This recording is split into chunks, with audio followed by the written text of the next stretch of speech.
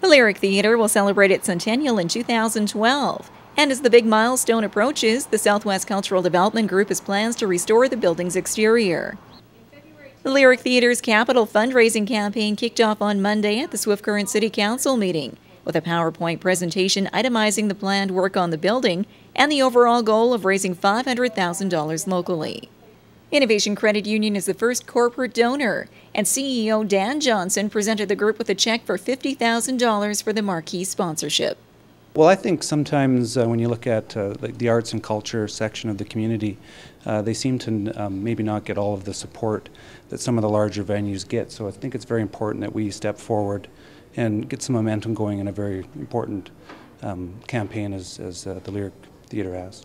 And as the Southwest Cultural Development Group continues to approach the city and the community as a whole to help meet its fundraising goal, an application will now be submitted for a grant in the same amount in September, a project that will not only breathe new life into the building's exterior, but keep a piece of Swift Current's history vibrant for future generations. Well, I think that if you have traveled, you will see that everywhere you go, that you see the history and the buildings. And in Canada, we're such a young country, and Swift Current is such a young city, that we just don't have that. And I guess our fear was that if we don't start doing things now and restoring the buildings, that they will be gone, and we won't have that history, and people won't know what it was like and what the city looked like in the past.